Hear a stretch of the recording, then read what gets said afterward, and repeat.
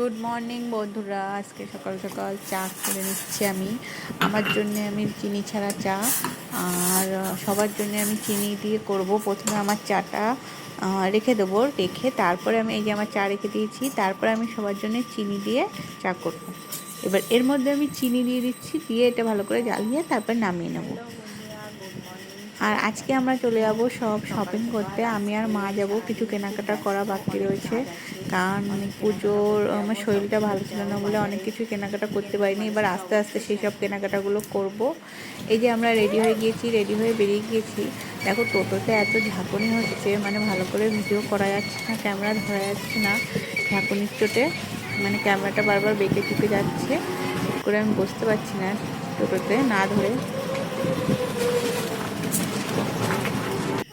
এই যে দোকানে চলে এসেছি, দোকানে ভালো করে ভিডিও করতে পারিনি, কারণ দোকানে প্রচুর ভিড় ছিল। বাইরে দেখো পুজোর জন্য প্যান্ডেল সাজানো শুরু হয়ে গেছে, আর প্রচণ্ড ভিড় জায়গাটায়, বাজারে জাম।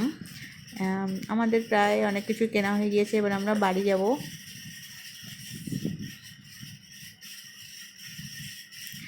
প্রথমে আমি কিনে নিয়েছি গার্নিয়ারের ভিটামিন সি ব্রাইট কমপ্লেক্স।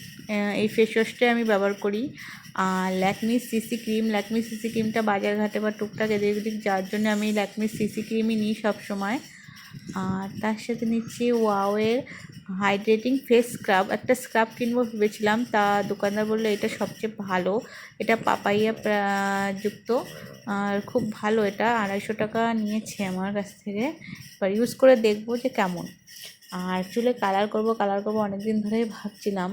তা হলো নিয়ে এসেছি হাইলাইটিং কালার। এই কালারটা আমি কোনোদিন করিনি, স্টিক্সের। এবার ট্রাই করে দেখব। আর কিনেছি বাবার একটা গেঞ্জি আর গলুর জন্য একটা জামা। এই দেখো, এটা হলো গলুর জামা। গলুর জামাটাও খুব সুন্দর হয়েছে, একদম আমার পছন্দের মতন কালার হয়েছে গলুর। আমার একটু বাচ্চাদের ব্রাইট কালারই পছন্দ হয়। আর এটা হলো বাবার গেঞ্জি কিনেছি, একটু পিত্তি পিত্তি কালার কিনেছি। আর আজকেই অনলাইন থেকে আমার একটা ড্রেস চলে এসেছে, যেটা আমি অনলাইনে অর্ডার দিয়েছিলাম। দেখো কেমন হয়েছে।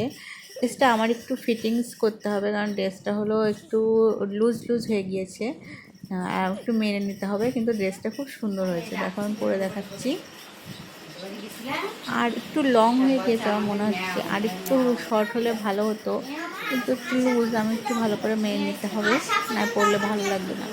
গলুকে নিয়ে চুল কাটাতে চলে এসেছি, কারণ চুল অনেক বড় বড় হয়ে গিয়েছিলো। ভেবেছিলাম পুজো একবার কাটাবো, কিন্তু সেটা হচ্ছে না, কারণ চুলগুলো ভালোই বড় বড় হয়ে গিয়েছে।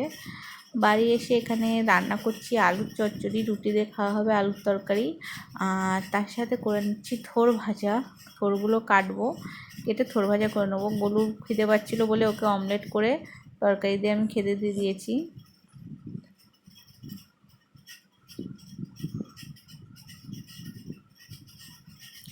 আর থোড় ভাজার জন্য এখানে রসুন আর লঙ্কা ফোড়ন দিয়ে দিয়েছি, আর এদিকে রুটি ভাজা বসিয়ে দিয়েছি। এবার ওদিকে রুটি হচ্ছে, আর এদিকে থোড়টাও ভেজে নেবো। আলুর চচ্চড়িটা হয়ে গিয়েছে। এই যে থোড় আমি কেটে ভালো করে লবণ দিয়ে চটকে রেখে দিয়েছি। আর এখানে মা বসে বসে রুটি করছে। থোড়টা দিয়ে দিয়েছি, লবণ হলুদ দিয়ে দিয়েছি, দিয়ে ভালো করে মেখে নেবো। থোড়টা হতে অনেকক্ষণ টাইম লাগে, ঢেকে ঢেকে আমি ভালো করে থোড়টাকে রান্না করতে হবে অনেকক্ষণ ধরে।